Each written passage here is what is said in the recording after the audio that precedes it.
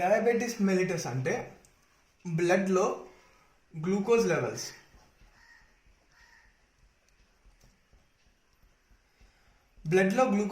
Increase అయితే దాన్ని diabetes mellitus అంటారు. సో అసలు గ్లూకోజ్ ఎందుకు ఇంక్రీజ్ అవుతుంది బాడీలో అంటే గ్లూకోజ్ని ఎవరు అబ్జర్వ్ చేసుకుంటారు బాడీలోకి వెళ్ళిన తర్వాత? సహజంగా గ్లూకోజ్ అనేది మనం ఫుడ్ తీసుకుంటాం కదా, ఆ ఫుడ్లో గ్లూకోజ్ ఉంటుందన్నమాట. ఇది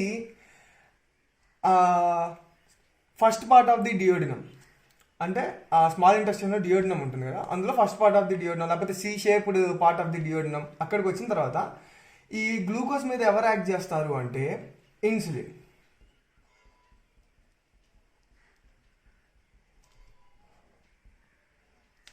ఇది మెయిన్. సో ఈ ఇన్సులిన్ అనేది గ్లూకోజ్ మీద యాక్ట్ చేసి అప్పుడు ఇన్సులిన్ యాక్ట్ చేయడం వల్ల ఏమవుతుందంటే గ్లూకోజ్ అనేది సెల్స్ లోపలికి అబ్జర్వ్ అవుతుంది అనమాట. ఇది ఎలానో చూద్దాం. అసలు ఇన్సులిన్ ఏంటి ఫస్ట్.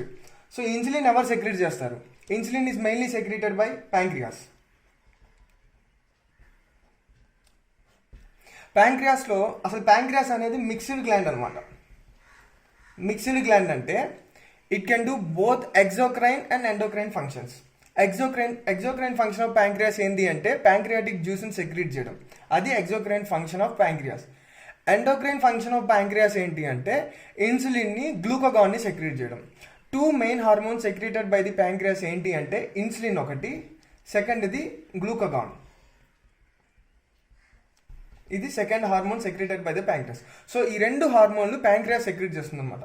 ప్యాంక్రియాస్లో ఒక టైప్ ఆఫ్ ఈ సెల్స్ ఉంటాయన్నమాట. వాటిని ఒక గ్రూప్ ఆఫ్ సెల్స్ ఉంటాయి. ఆ గ్రూప్ ఆఫ్ సెల్స్ని ఏమంటాము అంటే ఐలెట్స్ ఆఫ్ లాంగర్హాన్స్ అంటాం.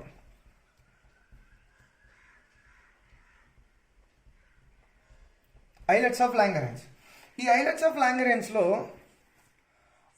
ఆల్ఫా సెల్స్ ఉంటాయి, బీటా సెల్స్ ఉంటాయి, ఇంకా గామా ఉంటాయి, డెల్టా సెల్స్ ఉంటాయి. సో అవి మనకి ఇప్పుడు అవసరం లేదు. మెయిన్గా ఆల్ఫా సెల్స్, బీటా సెల్స్ ఉంటాయి. ఎక్కడ ఉంటాయి? ఐలెట్స్ ఆఫ్ లాంగర్హాన్స్లో. ఈ ఐలెట్స్ ఆఫ్ లాంగర్హాన్స్ ఎక్కడ ఉంటాయి అంటే ప్యాంక్రియాస్లో ఉంటాయి. సో ఈ ఆల్ఫా సెల్స్ సెక్రీట్ చేసేది గ్లూకగాన్, బీటా సెల్స్ సెక్రీట్ చేసేది ఇన్సులిన్. ఇది main. So insulin is secreted by beta cells of islets of Langerhans from pancreas అనమాట. అలానే గ్లూకగాన్ ఆల్ఫా సెల్స్ సెక్రీట్ చేస్తుంది, ప్యాంక్రియాస్ నుంచి వస్తాయి. ఇది మెయిన్ అనమాట. సో ఇన్సులిన్ ఎక్కడి నుంచి వస్తుంది? ఇప్పుడు ఇన్సులిన్ ఫంక్షన్ ఏంటి, గ్లూకగాన్ ఫంక్షన్ ఏంటి? షార్ట్లో ఇన్సులిన్ ఫంక్షన్ ఏంటి అంటే బ్లడ్లో గ్లూకోజ్ లెవెల్ని డిక్రీజ్ చేయడం. ఈజీ. ఇన్సులిన్ మెయిన్ ఫంక్షన్ బ్లడ్లో గ్లూకోజ్ లెవెల్ని డిక్రీజ్ చేయడం. గ్లూకగాన్ మెయిన్ ఫంక్షన్ ఏంటంటే ఎగ్జాక్ట్గా దానికి ఆపోజిట్, అంటే బ్లడ్లో గ్లూకోజ్ లెవెల్ని ఇంక్రీజ్ చేయడం. ఇది గ్లూకగాన్ యొక్క మెయిన్ ఫంక్షన్. సో ఇన్సులిన్ ఏమో బ్లడ్లో గ్లూకోజ్ లెవెల్ని డిక్రీజ్ చేస్తుంది, గ్లూకగాన్ ఏమో బ్లడ్లో గ్లూకోజ్ లెవెల్ని ఇంక్రీజ్ చేస్తుంది అనమాట. ఇది నెక్స్ట్. సో ఇప్పుడు ఏం జరుగుతుంది? డయాబెటీస్ మెలిటస్ అనేవి అసలు ఇప్పుడు ఏం జరుగుతుందంటే కామన్గా మనం ఫుడ్ తీసుకున్నప్పుడు అందులో గ్లూకోజ్ ఉంటుంది. ఈ గ్లూకోజ్ అనేది అప్పుడు అదే టైంకి ప్యాంక్రియాస్ నుంచి ఇన్సులిన్ వస్తుంది అనమాట. ఇప్పుడు ఈ ఇన్సులిన్ ఏం చేస్తుంది అంటే గ్లూకోజ్ని పట్టుకొని సెల్స్ ఉంటాయి కదా, ఈ సెల్స్ మీద ఇన్సులిన్ రిసెప్టార్స్ ఉంటాయి. అసలు ప్రతి సెల్ మీద చాలా రిసెప్టార్స్ ఉంటాయి, ఎన్నో రిసెప్టార్స్ ఉంటాయి అనమాట. అలానే ఎవ్రీ సెల్ మీద ఇన్సులిన్ రిసెప్టార్స్ ఉంటాయి. సో ఎప్పుడైతే మనం తీసుకునే ఫుడ్లో గ్లూకోజ్ ఉంటుంది కదా, అప్పుడు ఇన్సులిన్ ఏం చేస్తుందంటే ఆ గ్లూకోజ్ని పట్టుకొని ఈ సెల్ పైన ఉన్న ఇన్సులిన్ రిసెప్టార్స్ దగ్గరికి వెళ్తుంది అనమాట. కరెక్ట్గా ఇన్సులిన్ రిసెప్టార్స్ దగ్గరికి వెళ్ళినప్పుడు ఈ సెల్ లోపల ఏమవుతుందంటే గ్లూకోజ్ ట్రాన్స్పోర్టర్స్ ఉంటాయి, జీటీ గ్లూకోజ్ ట్రాన్స్పోర్టర్స్. ఈ గ్లూకోజ్ ట్రాన్స్పోర్టర్స్ అనేవి యాక్టివేట్ అవుతాయి అనమాట. ఎప్పుడు సెల్ బయట ఇన్సులిన్ గ్లూకోజ్ రెడీగా ఉంటుంది. సో ఇన్సులిన్ రిసెప్టార్స్కి ఇన్సులిన్ అటాచ్ అయినప్పుడు అప్పుడు సెల్ ఏం చేస్తుంది అంటే లోపల ఉన్న గ్లూకోజ్ ట్రాన్స్పోర్టర్ని యాక్టివేట్ చేస్తుంది. ఈ గ్లూకోజ్ ట్రాన్స్పోర్టర్ యాక్టివేట్ అయినప్పుడు ఏం జరుగుతుంది అంటే ఆబ్వియస్లీ గ్లూకోజ్ ఛానల్స్ ఓపెన్ అయ్యి బయట ఉన్న గ్లూకోజ్ని లోపలికి తీసుకుంటుంది అనమాట. అంతే, ఈజీ. సో ఇన్సులిన్ గ్లూకోజ్ని పట్టుకొని సెల్ బయట నిల్చుంటుంది. అప్పుడు ఏమవుతుంది? సెల్ లోపల గ్లూకోజ్ ట్రాన్స్పోర్టర్స్ యాక్టివేట్ అయ్యి బయట ఉన్న గ్లూకోజ్ని లోపల తీసేసుకుంటుంది.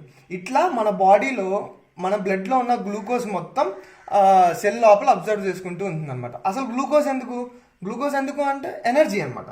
ఈ బాడీలో ప్రతి సెల్కి ఎనర్జీ కావాలి అంటే గ్లూకోజ్ కావాలి. గ్లూకోజ్ లేకపోతే బాడీ సెల్స్ అన్నీ చనిపోతాయి. ఆబ్వియస్లీ అంతే కదా. ఎనర్జీ అంటే ఏంటి, అసలు మన బాడీలో ఎనర్జీ అంటే ఏంటి? ATP, adenosine triphosphate. ఈ అసలు గ్లూకోజ్కి ఏటీపీకి సంబంధం ఏంది అని అనుకుంటున్నారా? నార్మల్గా గ్లూకోజ్ అనేది సెల్ లోపలికి వెళ్ళిన తర్వాత అక్కడ ఒక ప్రాసెస్ జరుగుతుంది మనకి, దాన్ని గ్లైకోలైసిస్ అంటాం. గ్లైకోలైసిస్, దీనికి ఇంకొక పేరే Embden Meyerhof pathway, EMP, Embden Meyerhof pathway or glycolysis అంటాం. సో ఈ గ్లైకాలసిస్లో 10 స్టెప్స్ ఉంటాయి. ఆ స్టెప్స్ అన్నీ అయిపోయిన తర్వాత ఫైనల్గా మనకి ఫామ్ అయ్యేది ఏంటి అంటే 2 ఏటీపీలు, 4 హైడ్రోజన్లు, 2 ATP, 2 adenosine triphosphates and 4 hydrogen molecules form అవుతాయి. ఈ ఏటీపీసే మనకి ఎనర్జీగా యూస్ అవుతాయి. సో ఇప్పుడు మన బాడీలో ఎనర్జీ కావాలి అంటే గ్లూకోజ్ కావాలి. వన్స్ ఆ గ్లూకోజ్ అనేది సెల్ లోపలికి ఎంటర్ అయిన తర్వాత అక్కడ గ్లైకాలసిస్ జరుగుతుంది అనమాట. గ్లైకాలసిస్ జరిగి గ్లైకాలసిస్లో ఫైనల్ ప్రోడక్ట్ ఏటీపీ. ఆ ఏటీపీని సెల్స్ ఎనర్జీగా యూస్ చేసుకొని ఇంకా బతుకుతూ ఉంటాయి అనమాట రోజు. ఇది డైలీగా మన బాడీలో జరిగే యాక్టివిటీ. ఇప్పుడు డయాబెటీస్ మెల్లిటస్ అంటే ఏంటి? డయాబెటీస్ మెల్లిటస్ అంటే బ్లడ్లో గ్లూకోజ్ లెవెల్ ఇంక్రీజ్ అవ్వడం. ఇవి 2 టైప్స్ ఉంటాయి. ఫస్ట్ది డయాబెటీస్ మెల్లిటస్ టైప్ 1, సెకండ్ది diabetes mellitus type 2. So type 1 ఏంటి అంటే 10% ఆఫ్ ది పాపులేషన్లో ఇది ఉంటుంది. Type 2 90% of the population. అసలు టైప్ 1 అంటే ఏంటో చూద్దాం. Diabetes mellitus type 1. ఇప్పుడు diabetes mellitus type 1. Diabetes mellitus type 1 అంటే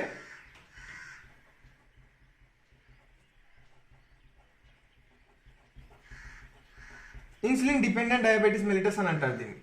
10% ఆఫ్ ది పాపులేషన్లో ఉంటుంది. ఇన్సులిన్ డిపెండెంట్ డయాబెటీస్ మెల్లిటస్ అంటే ఈ డయాబెటీస్ మెల్లిటస్ టైప్ 1 పేషెంట్స్లో వాళ్ళు ఇన్సులిన్ మీద డిపెండ్ అయి ఉంటారు, ఇన్సులిన్ మీద ఆధారపడి ఉంటారు అనమాట. అంటే వాళ్ళ బాడీలో అసలు ఇన్సులిన్ అనేది ప్రొడ్యూస్ కాదు. అది దానికి మెయిన్ రీజన్స్ ఏంటి అంటే destruction of islets of Langerhans, acute pancreatitis కానీ అలా చాలా కాజెస్ ఉంటాయి. Acute pancreatitis, chronic pancreatitis, auto immune diseases, auto immune diseases కానీ ఇవన్నీ. సో ఇలాంటి కొన్ని రీజన్స్ వల్ల ఏమవుతుందంటే మొత్తానికి ఐలెట్స్ ఆఫ్ లాంగర్హాన్స్ అనేవి డిస్ట్రాయ్ అయిపోతాయి.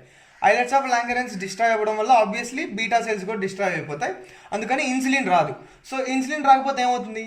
ఇన్సులిన్ రాకపోతే గ్లూకోజ్ అనేది సెల్స్ లోపల ఎంటర్ అవ్వలేదు. అందుకని గ్లూకోజ్ సెల్స్ లోపల ఎంటర్ అవ్వకపోతే బ్లడ్లోనే ఇంక్రీజ్ అయిపోతుంది అనమాట.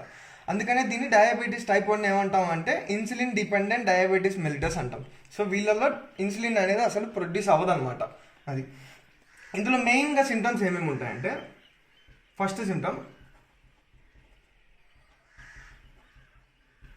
పాలిఫేజియా, సెకండ్ది పాలియూరియా, థర్డ్ది గ్లైకోజూరియా, ఫోర్త్ది పాలిడిప్సియా. సో పాలిఫేజియా అంటే ఏంటి చూద్దాం. అసలు ఏంటి పాలిఫేజియా అంటే ఏంటి? పాలిఫేజియా అంటే ఎక్కువ ఫుడ్ తీసుకోవడం అనమాట. ఎందుకని ఎక్కువ ఫుడ్ తీసుకుంటారు? చిన్న టెక్నిక్, అసలు ఇక్కడ ఏముండదు. ఎందుకని ఎక్కువ ఫుడ్ తీసుకుంటారు అంటే సహజంగా మరి డయాబెటీస్ టైప్ 1 పేషెంట్స్లో గ్లూకోజ్ ఉండదు. అంటే సెల్స్కి గ్లూకోజ్ ఉండదు. వాళ్ళ బ్లడ్లో గ్లూకోజ్ ఉంటుంది కానీ సెల్స్కి ఉండదు, ఎందుకంటే ఇన్సులిన్ ఉండదు కాబట్టి. సో మరి సెల్స్కి ఎనర్జీ కావాలి, సెల్స్కి ఎనర్జీ కావాలి. మరి ఎనర్జీ ఎక్కడి నుంచి వస్తుంది అంటే మెయిన్గా ఫ్యాట్ స్టోర్స్. అంటే బాడీలో ఎడిపోస్ టిష్యూలో ఉన్న ఫ్యాట్ మొత్తం మరి బాడీ ఏం చేస్తుంది? గ్లూకోజ్ లేనప్పుడు ఎనర్జీ కావాలి, బతకాలంటే ఎనర్జీ కావాలి కదా. అప్పుడు ఏం చేస్తుందంటే ఎడిపోస్ టిష్యూలో ఉన్న ఫ్యాట్ మొత్తాన్ని లైపోలైసిస్ చేస్తుంది. లైపోలైసిస్ అంటే break down of the fats. ఈ ఫ్యాట్ని బ్రేక్ డౌన్ చేసి దీనివల్ల వచ్చిన ఎనర్జీని సెల్స్ వాటి ఎనర్జీగా యూజ్ చేసుకొని అలా బతికేస్తూ ఉంటాయి అన్నమాట. కానీ ఇంతవరకు బాగానే ఉంటుంది. కానీ ఇక్కడ మెయిన్ కాంప్లికేషన్ ఏంటి అంటే ఈ లైపోలైసిస్లో ఎండ్ ప్రోడక్ట్ ఏంటి అంటే end product ketone bodies. Ketone bodies అందులో మెయిన్గా ఎసిటోన్. ఇది గుర్తుపెట్టుకోండి, చూద్దాం నెక్స్ట్. ఇది ఒకటి. సో ఇప్పుడు అర్థమైంది కదా, పాలిఫేజియా అంటే ఎక్కువ తింటారు అనమాట. ఎందుకు ఎక్కువ తింటారు అంటే వాళ్ళ బాడీలో స్టోర్ అయి ఉన్న ఫ్యాట్ మొత్తం ఎనర్జీగా యూజ్ అయిపోయి ఉంటాయి. మరి ఇంకా వాళ్ళకి ఫ్యాట్ స్టోరేజెస్ అసలు ఉండవు అనమాట. అప్పుడు ఏమవుతుందంటే వాళ్ళకి ఎక్కువ ఆకలి వేసేస్తూ ఉంటుంది, అందుకని ఎక్కువ తినేస్తూ ఉంటారు అనమాట. అదొకటి. రెండోది పాలియూరియా. ఆబ్వియస్లీ గ్లూకోజ్ ఎక్కువ ఉంటుంది కదా బ్లడ్లో. సో గ్లూకోజ్ బ్లడ్లో ఎక్కువ ఉన్నప్పుడు వాళ్ళు యూరినేషన్కి ఎప్పుడైతే కిడ్నీలో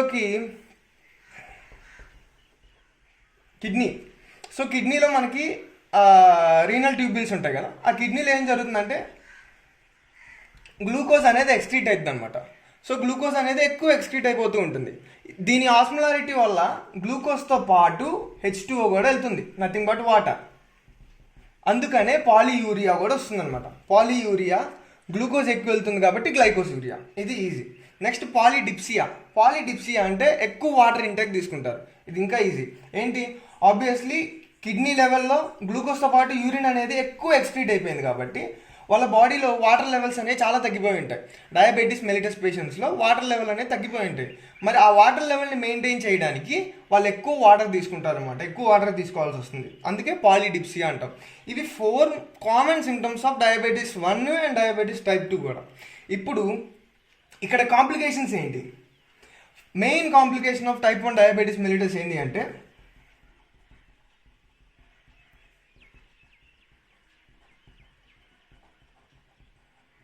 diabetic ketoacidosis. So diabetic ketoacidosis అంటే ఏంటి? సో నేను ఇందాక ఇక్కడ చెప్పాను ఆల్రెడీ. ఈ డయాబెటీస్ పేషెంట్స్లో గ్లూకోజ్ అనేది ఉండదు, అంటే ఎనర్జీగా యూజ్ చేసుకోలేదు, ఎందుకంటే ఇన్సులిన్ లెవెల్స్ తగ్గిపోయి ఉంటాయి వాళ్ళు. మరి ఎనర్జీ కోసం ఫ్యాట్ని యూజ్ చేసుకుంటాయి. ఫ్యాట్లో మెయిన్ ఎండ్ ప్రోడక్ట్ ఏంటి అంటే కీటోన్ బాడీస్. ఒక రకంగా ఎనర్జీ వస్తుంది, కానీ ఎండ్ ప్రోడక్ట్స్ ఏంటి అంటే కీటోన్ బాడీస్. కాబట్టి ఈ కీటోన్ బాడీస్ అనేవి బాడీలో చాలా ఎక్కువ ఇంక్రీజ్ అయిపోతాయి. ఈ కీటోన్ బాడీస్ ఇంక్రీజ్ అవ్వడం వల్ల వచ్చే కాంప్లికేషనే డయాబెటిక్ కీటోఎసిడోసిస్. ఇందులో వచ్చే మెయిన్ సిమ్టమ్ ఏంటి అంటే ఫస్ట్ది Kussmaul's breathing. Kussmaul's breathing is nothing but ఈ కీటోన్ బాడీస్ ఎక్కువ అవడం వల్ల బ్లడ్లో ఎసిడిటీ పెరుగుతుంది, అంటే pH వాల్యూ పడిపోతుంది, ఎసిడిటీ పెరుగుతుంది, ఇంక్రీజ్ అవుతుంది ఎసిడిటీ. సో వీటిని మెయింటైన్ చేయడానికి ఎప్పుడైనా ఆబ్వియస్లీ మనకి బ్లడ్లో కీమో రిసెప్టార్స్ ఉంటాయి. ఈ కీమో రిసెప్టార్స్ ఏం చేస్తాయంటే బ్లడ్లో ఎప్పుడైతే ఎసిడిటీ పెరుగుతుందో అప్పుడు బ్రెయిన్ సెంటర్స్కి ఒక సిగ్నల్ పంపిస్తుంది అనమాట. అరే మన బ్లడ్లో కార్బన్ డైఆక్సైడ్ పెరిగిపోయింది, లేకపోతే హైడ్రోజన్ లెవెల్స్ పెరిగిపోయాయి, ఎసిడిటీ పెరిగిపోయింది అన్నప్పుడు ఒక సిగ్నల్ పంపిస్తుంది అనమాట బ్రెయిన్కి. అప్పుడు ఆ సిగ్నల్ ఏం చేస్తుంది అంటే రెస్పిరేటరీ రేట్ని ఇంక్రీజ్ చేస్తుంది. దీనివల్ల ఏం జరుగుతుంది అంటే ఆబ్వియస్లీ రెస్పిరేటరీ రేట్ ఎక్కువ ఇంక్రీజ్ అవ్వడం వల్ల మనం ఎక్కువ ఇన్స్పిరేషన్ చేసుకుంటే ఎక్స్పిరేషన్ ఎక్కువ రేట్ పెరిగిపోవడం వల్ల కార్బన్ డైఆక్సైడ్ అనేది మొత్తం బయటికి వెళ్ళిపోతుంది. ఇలా ఆ పెరిగిన ఎసిడిటీని మనం కంట్రోల్లో ఉంచుకుంటూ ఉంటాం.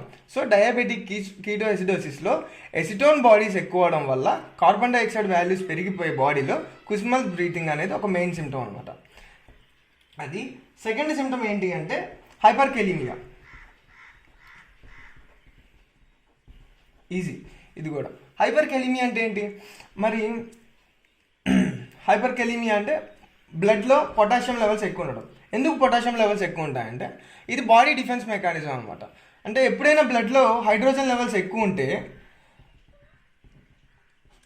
బ్లడ్ లోపల ఉన్న బ్లడ్లో సెల్స్ ఏం చేస్తాయి అంటే పొటాషియం లెవెల్స్ని బయటికి పంపించి హైడ్రోజన్ లెవెల్స్ లోపల తీసుకుంటాయి.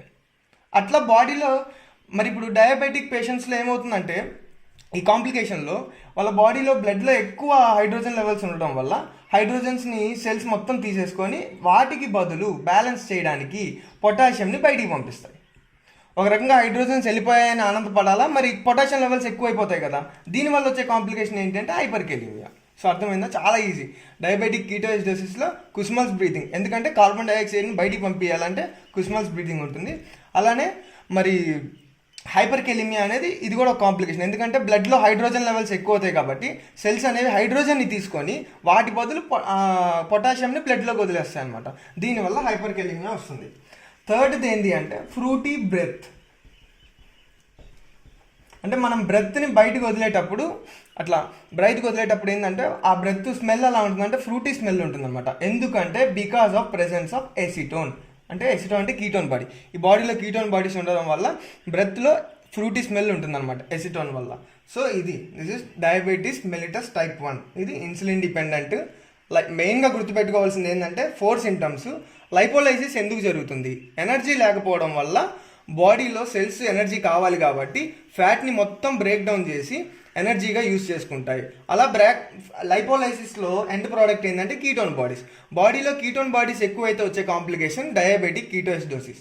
ఈ డయాబెటిక్ కీటోఎసిడోసిస్ పేషెంట్స్లో ఏం సిమ్టమ్స్ ఉంటాయంటే కుస్మాన్స్ బ్రీతింగ్. ఎందుకంటే కార్బన్ డైఆక్సైడ్ లెవెల్ ఎక్కువైపోవడం వల్ల ఆ లెవెల్ని తగ్గించుకోవడానికి బ్రెయిన్ సెంటర్స్ అనేవి రెస్పిరేటరీ రేట్ని పెంచేస్తాయి. ఆ రెస్పిరేటరీ రేట్ని పెంచేయడం వల్ల కార్బన్ డైఆక్సైడ్ అనేది బయటికి వెళ్ళిపోతుంది. సెకండ్ ఇది హైపర్కెలీమియా, అంటే ఎసిడిటీ. హైడ్రోజన్ లెవెల్స్ ఎక్కువ అవడం వల్ల సెల్స్ ఏం చేస్తాయంటే హైడ్రోజన్ లెవెల్స్ని మెయింటైన్ చేయడానికి హైడ్రోజన్ని లోపల తీసుకొని పొటాషియంని బయటకు వదిలేస్తాయి. అలా హైపర్కెలీమియా ఉంటుంది. మూడోది ఏంటంటే ఫ్రూటీ బ్రెత్. అంటే కీటోన్ బాడీస్ బ్లడ్లో ఉండడం వల్ల ఏమవుతుందంటే రెస్పిరేషన్లో మనం ఎక్స్పిరేషన్ చేసినప్పుడు బ్రెత్లో ఫ్రూటీ స్మెల్ వస్తుంది అనమాట. ఎందుకంటే because of presence of acetone. ఇది డయాబెటీస్ టైప్ 1